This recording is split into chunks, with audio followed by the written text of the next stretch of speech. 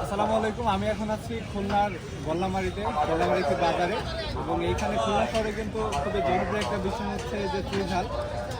আর উত্তরবঙ্গ বা ওই খুলনার বাইরের মানুষের কাছে কিন্তু চুই ঝাল হচ্ছে একটা কৌতূহলের বিষয়। তো আজকে আমরা দেখি আসলে চুই ঝালটা কী, তাতে এগুলো আসলে কোথায় থেকে সংগ্রহ করে।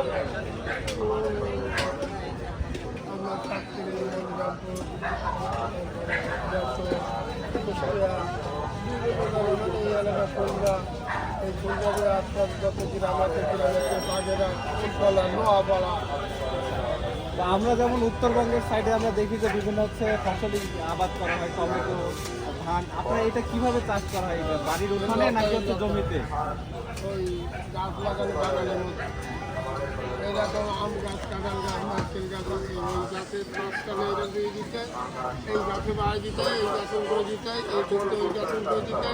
একটা একটা লতা এরকম চিকন, সেই লতাটা হয় তো ইত্যাদি লতা বেরিয়ে, তখন ওই লতা বেয়ে উঠে চলে যায়। তো আপনারা হচ্ছে আমি দেখতে পাচ্ছি কিছুটা মোটা আছে, কিছুটা চিকন আছে। মোটা গুড়ার দেখতে মোটা হয়। তো কোনটা কেমন দাম রাখেন আপনারা?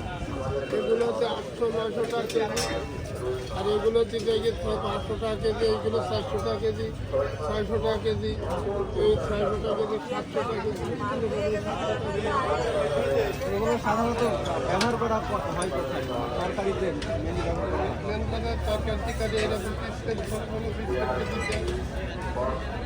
আমি যত জানি মেনলি হচ্ছে গরুর গোশে আপনারা বেশি ব্যবহার করে থাকেন এই এলাকার মানুষ। আচ্ছা দাদা, ধন্যবাদ। খাই যাবে না, এটা পিস চুই ঝালের গোশ। চুই ঝালের